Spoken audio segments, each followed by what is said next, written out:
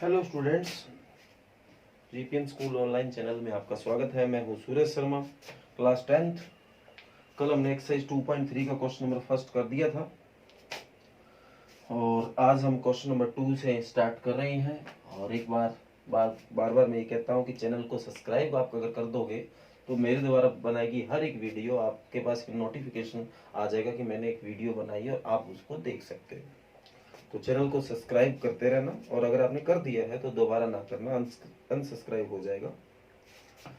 तो कहता है कि check whether the first polynomial is a factor of second polynomial by dividing the second polynomial by first polynomial. कहता है कि चेक करो, एक पोलिनोमियल आगे लिखा हुआ, एक बाद में और लिखा हुआ है कि वो इसका फैक्टर है या नहीं, और पता उस केस में करना है जब सेकंड को फर्स्ट से डिवाइड करोगे। तो सीधी सी बात है, पहले आप डिवाइड करो और चक्रों में आप ना पढ़ो। तो आपको जो पी एक्स है वो दे रखा है 2t की 4,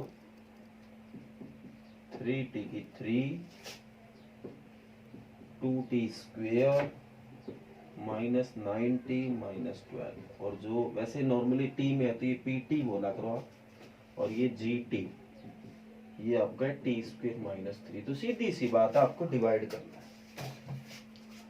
और अगर आप डिवाइड करते हो तो ही इन क्वेश्चनों का उत्तर जान सकते हो कि क्या ये इसका फैक्टर है या नहीं है। तो सीधी सी बात है, कल मैंने डिवाइड करने का एक तरीका आपको समझाया था, भाग करने का एक तरीका समझाया था, और हिंदी मीडियम वाले बच्चों को भी साथ में बता देता हूँ। इसने ये कहा है कि अगर ये पीटी है और ये जीटी है तो दूसरे को जो पहले से भाग करते हो तो चेक करो कि ये इसका गुणनखंड है या नहीं। तो पहली बात है वो भाग ही करना, भाग करने के बाद ही पता चलेगा कि ये गुणनखंड है या नहीं है। वो सारी बात मैं आपको बताऊंगा। तो भाग कैसे होता है आपको पता है, पहले और पहले को मिलाया जाता है। तो यहाँ एक तो 2 पे जाएगा, एक यहाँ टी स्क्वेयर और यहाँ टी की 4 है तो एक टी स्क्वेयर पे जाएगा।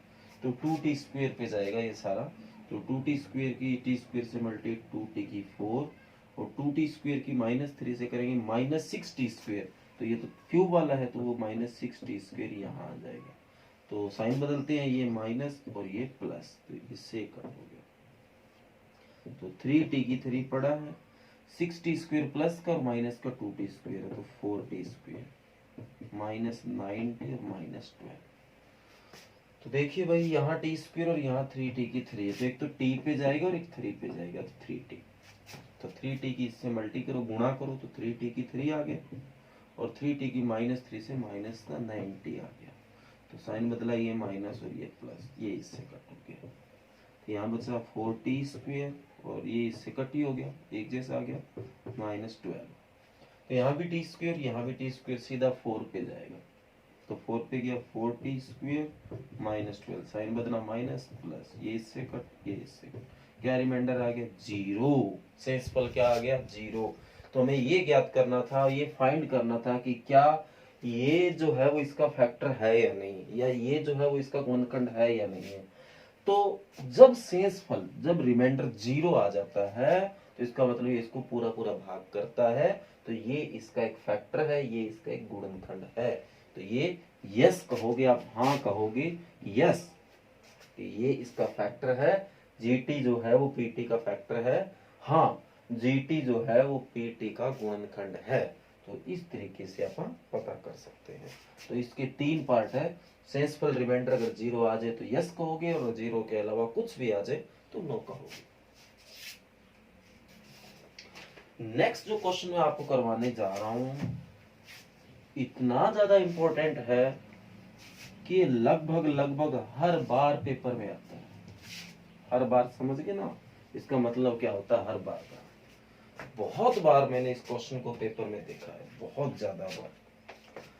कहता है obtain all other zeros of 3x 4 plus 6x की 3 minus 2x square minus 10x minus 5 if two of its zero as given are given। एक इक्वेशन दे रखी, एक समीकरण आपको दे रखी है, उसके 2 शून्य का आपको जीरोज, इंग्लिश मीडियम जीरोज बोलता है, उसके जीरोज दे रखे हैं। पहले इंग्लिश को समझा देता हूँ।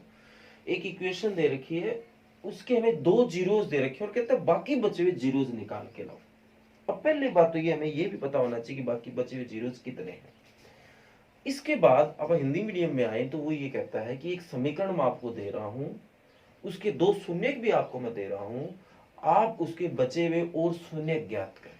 अब ये भी वही बात कि कितने शून्य और है उसका पता होना, बाद में ज्ञात उनको कैसे करना है उसका भी हमें पता होना जरूरी है। तो देखो गिवन जो इक्वेशन है, दी हुई जो समीकरण है वो है 3x की 4 प्लस 6x की 3 minus 2x square minus 10x और माइनस 5 जो गिवन जीरोज है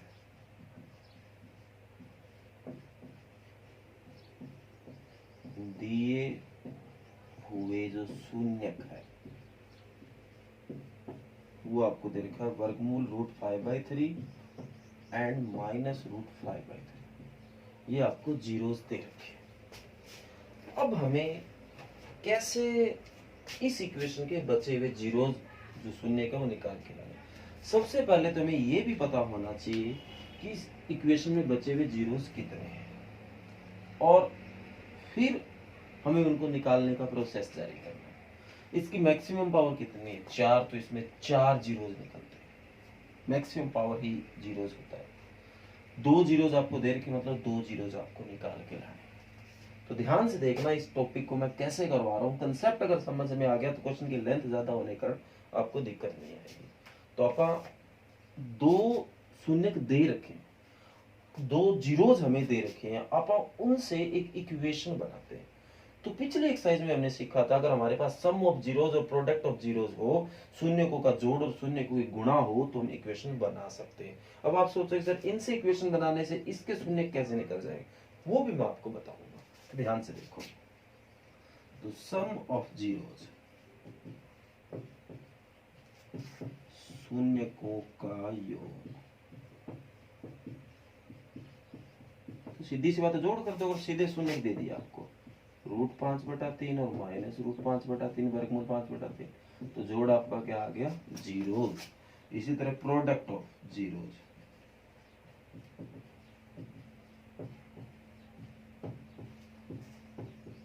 शून्यकों की गुणा, वो √5/3 और माइनस √5/3। आपको अच्छे से पता है जब दो रूट एक जैसे हो और मल्टी करते, रूट को इंग्लिश में वर्गमूल बोला जाता है, तो रूट कट हो जाता है -5/3। ठीक है। अब क्वाड्रेटिक इक्वेशन मान लेते हैं। इक्वेशन जो समीकरण है उसको बनाने का तरीका था x² - sx + p = 0। याद आ गया। तो x² - s है सम 0, x प्लस p है -5/3 बराबर 0। इसको थोड़ा सोल्व करोगे -5/3। थोड़ा और सोल्व कर लो, एलसीएम वगैरह लोगे तो 3 एलसीएम आ गया, 3 एलसीएम आ गया।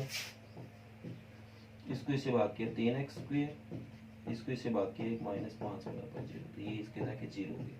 तो 3x² - 5 बराबर 0। समझ आया। अब इससे इसको डिवाइड करते हैं। आप कंफ्यूज हो जाओगे सर डिवाइड कैसे कर रहे हैं, आप डिवाइड करने से क्या हो जाएगा। सारी बातों का मैं आपको आंसर दूंगा, पर एक बार आप जैसे जैसे क्वेश्चन चल रहा है उसको ध्यान से देखो। अब अपा इसको इससे डिवाइड करते हैं।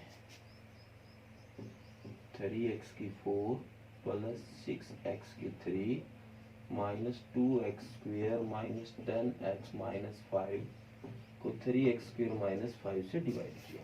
कैसे डिवाइड होता है सब आप जानते हो। तो यहाँ भी 3 यहाँ भी 3, कोई दिक्कत नहीं, तो x² पे जाएगा। अब इसको इससे मल्टीप्लाई की तो 3x की 4 आ गया और इसकी से -5x² वाले के नीचे आएगा। तो साइन बदलाइए माइनस ये प्लस, इससे एक कट हो गया। तो 6x की 3, 5x² में 2x² गया, आपका आ गया 3x² -10x - 5। अब इसको और इसको मिलाओ तो एक तो 3 यहाँ 6, एक तो 2 पे जाएगा और एक यहाँ एक्स क्यूब है, यहाँ एक्स स्क्वायर है, एक्स पे जाएगा तो 2x की इससे गुना करेंगे 6x की 3 हो जाएगा और ये माइनस का 10x इसके नीचे आएगा, ये माइनस ये प्लस, इससे ये कट, बाई चांस इससे ये कट, तो क्या बचा 3x स्क्वायर माइनस 5। ध्यान से देखो प्रॉपर सेम आ गया, 1 पे गया, 3x स्क्वायर माइनस 5, ये माइनस ये प्लस, इससे ये कट, रिमाइंडर आ गया 0। अब छोटी क्लासों में आप याद होगा आप करते थे, जो ये होता है ना 3x की 4, वी नो दैट से स्टार्ट करो, वी नो दैट, जो ये बीच वाला होता है 3x की 4 प्लस 6x की 3 minus 2x square minus 10x minus, ये जो होता है ना वो इसकी इससे मल्टीप्लाई प्लस रिमाइंडर के बराबर होता है। 3x स्क्वायर माइनस 5 मल्टी में x square plus 2x plus 1 plus remainder 0। अगर आपको ये चीज याद नहीं है तो मैं एक छोटा सा एग्जांपल आपको सिखाता हूँ।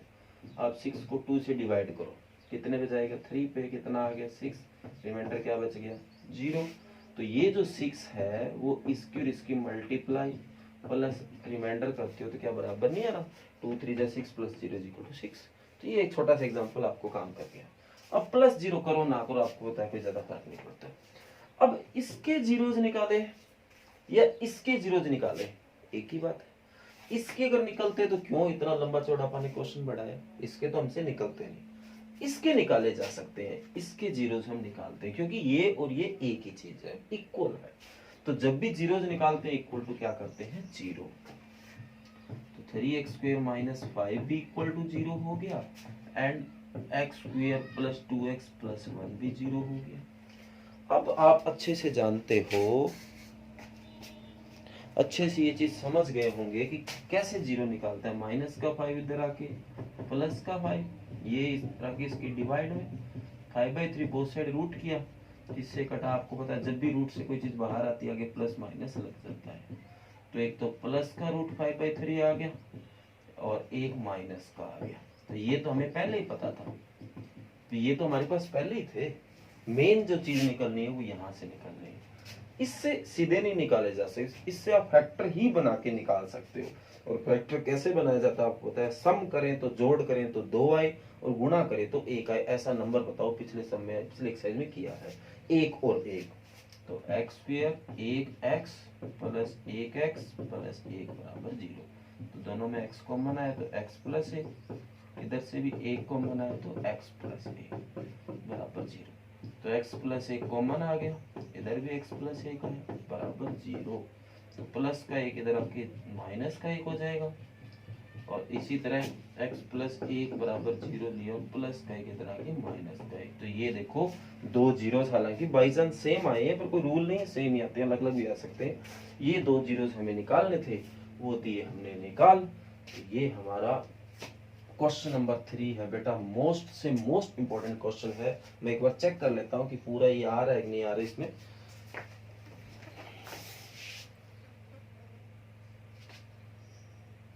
हाँ जी, ये पूरा ही क्वेश्चन आया, बड़ी अच्छी बात है। तो ये पूरा पूरा क्वेश्चन ध्यान से डिटेल से जी लगा के करना है आपको। अगर फिर भी कोई ना आपको रहता है कि आपको दिक्कत आ रही है तो आप कमेंट करोगे तो ये दोबारा क्वेश्चन करवा दिया जाएगा। और मोस्ट इंपॉर्टेंट क्वेश्चन है तो अच्छी तरीके से कर लेना। अब देखो हिंदी और इंग्लिश मीडियम मैंने एडजस्ट किया, कितने देखो वर्ड थे 1 2 3 4, ये तो आपको पता है एक एक नाम है, इनको ज्यादा नहीं मान सकते। तो इतना कोई फर्क नहीं था, इसलिए लगा कि इन दोनों लेक्चर को एक लेक्चर अगर आप बनाए तो ज्यादा दिक्कत नहीं आती है। Okay, question number 3। इसके बाद क्वेश्चन नंबर 4 मैं ऐसे कह सकता हूं कि आप कर लेना क्योंकि वो इसके जैसे है, पर इतना ज्यादा इंपॉर्टेंट वो भी है कि आप उसको सीधा छोड़ देंगे तो वो अपनी गलती हो जाएगी। तो मैं उसको करवा रहा हूं पूरा, तो ध्यान से देखना। मोस्ट इंपॉर्टेंट क्वेश्चन नंबर 4, और यूं कह सकते हैं आप क्वेश्चन नंबर 3 और क्वेश्चन नंबर 4 दोनों ही मोस्ट इंपॉर्टेंट है।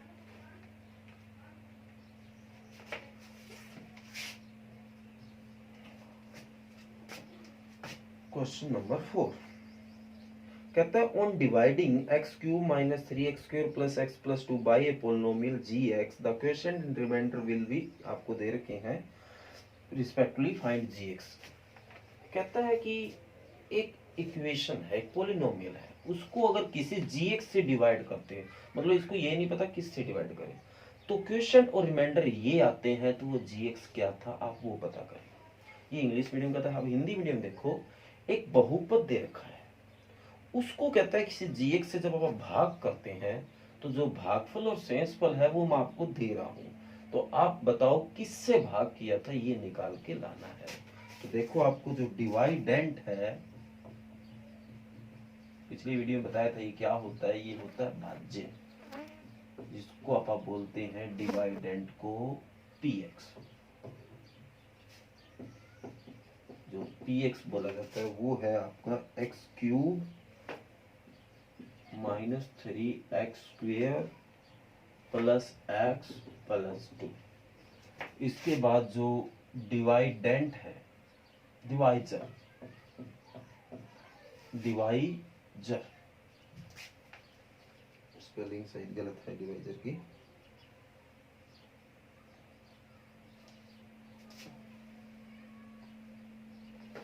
डिवाइजर, ठीक है। बाकी चेक कर लेना आप। डिवाइजर जो है, जिसको अपन हिंदी में भाजक बोलते हैं, जो gx होता है उसका पता ही नहीं है, वो आपको निकाल के लाना है। इसके बाद आपको जो क्वेश्चन है, जिसको भागफल बोला जाता है क्यू एक्स, वो भी आपको दे रखा है x माइनस 2। और जो रिमाइंडर होता है, जिसको हिंदी मीडियम में शेषफल बोला जाता है और rx से भी नोट किया जाता है, वो आपको दे रखा है माइनस 2x प्लस 4। तो आपको क्या करना है, आपको इस gx को निकाल के लाना है। अभी मैंने एक छोटा सा एग्जांपल दिया था कुछ टाइम पहले आपको, जब 6 को 2 से डिवाइड करते हैं 3 पे जाता है, रिमाइंडर 0 आता है, और 6 जो है वो 2 इंटू 3 प्लस 0 के इक्वल था, याद होगा। तो समझ आ गया होगा, अभी आपको कुछ देर पहले बताया था। तो इस अकॉर्डिंग जो 6 है वो डिवाइडेंट होता है। वी नो दैट से अपन स्टार्ट करते हैं। वी नो दैट, ये फार्मूला है, हम जानते हैं जो डिवाइडेंट है वो इक्वल होगा डिवाइजर की मल्टीप्लाई क्वेश्चन से, क्वेश्चन प्लस रिमाइंडर। जो भाज्य है वो बराबर होगा भाजक गुणा भागफल प्लस शेषफल। ये हम जानते हैं, उसी चीज को आप यूज करते हैं। जो हमारा px है वो है, थोड़ा इधर लिख लेते हैं, जो px है वो x की cube minus 3x square plus x plus 2। और जो डिवाइजर जो भाजक है वो हमें पता नहीं है, वो gx ही है। मल्टी जो भागफल है वो क्वेश्चन x माइनस 2, जो शेषफल है वो ये है माइनस 2x प्लस 4। अब हमें इस gx को निकाल के लाना है। सिंपल बेसिक तरीका है, इन सारों को इधर भेज दो, gx की वैल्यू बचेगी। तो ये अपना पढ़ाई है x की 3 minus 3x square plus x plus 2, plus का 4 इधर आके माइनस का, और माइनस का 2x इधर आके प्लस का, gx मल्टीप्लाई x माइनस 2। थोड़ा सोल्व करो, x cube minus 3x square 2x और 1x कितना x हो गया 3x, और प्लस का 2 और माइनस का 4 क्या हो गया माइनस 2। ये जाके इसके divide, x minus 2 is equal. अब मैं आपको दावे से आप पे विश्वास कर रहा हूँ कि आपको डिवाइड करना आता है। इससे इसको डिवाइड कर दो, जो भी जो क्वेश्चन आएगा, क्योंकि पक्का पता है रिमाइंडर 0 ही बनेगा, क्योंकि हमने रिमाइंडर माइनस कर दिया है। तो आपको कोई दिक्कत नहीं है, इसको इससे डिवाइड करना, प्रॉपर डिवाइड जाएगा, जो भागफल आएगा क्वेश्चन आएगा वो आपका आंसर है। तो मैं उम्मीद करता हूँ कि यहाँ से आगे आप कर लोगे अच्छे तरीके से। और क्वेश्चन नंबर इसके बाद 5 है, वो आपको अपने आप करना है, और अगर आपको इसमें कोई प्रॉब्लम आए तो आप कमेंट कर सकते हो। और ये आज का आपका वर्क है। एक्सरसाइज नंबर 2.3 आपको घर से पूरी करके लानी है, और एक्सरसाइज नंबर 2.3 कर लोगे तो चैप्टर नंबर 2 भी पूरा आज हमारा होता है। तो अब रहती है इसके एग्जाम्पल्स की बात, क्योंकि एग्जाम्पल्स भी करने बहुत जरूरी है। बहुत बार मैंने देखा है कि एग्जाम्पल भी पेपर में आते हैं, और पेपर में आते हैं क्या, वो भी एक्सरसाइज का ही हिस्सा होता है, एक्सरसाइज ही होती है। बस अपा एक सिस्टम ये हो जाता है, इनके ऊपर ज्यादा ध्यान देने लग जाते हैं। ऐसी बात जरूरी नहीं है, आपको एग्जाम्पल भी करने हैं। और मैं बल्कि ये कहता हूं कि एग्जाम्पल ज्यादा इंपॉर्टेंट है। तो एग्जाम्पल बहुत बार पेपर में आते हैं, तो आपको एक्सरसाइज के साथ साथ एग्जाम्पल पे भी पूरा ध्यान देना है। मतलब सीधी सी बात है, ना एक्सरसाइज का कोई सम छोड़ना, ना कोई एग्जाम्पल छोड़ना हमें। तो आज आपको मैं ये 2.3 के इन क्वेश्चनों के साथ साथ सेकंड चैप्टर के जितने भी आप एग्जाम्पल है, वो शायद 8-9 होंगे। अगर वो एक दिन में अगर आपको ज्यादा लगे तो उनको 2 दिनों में कर लेना, आज 4-5 कर लो, आगे 4-5 कर लेना। अगर आप ऐसे करके करो तो भी कोई दिक्कत नहीं, 2 दिनों में कर लेना बेटर रहेगा, क्योंकि एक साथ 9-10 करने बैठोगे आपको भी दिक्कत आएगी। और नेक्स्ट वीडियो में मैं थोड़ा वर्क है वो थोड़ा कम दे दूंगा, ताकि पिछले एग्जाम्पल अगर आपके रहते हैं तो वो आप पूरा कर लेना। तो आज कम से कम 5 एग्जाम्पल और ये वर्क आपको करने हैं। Okay, thank you.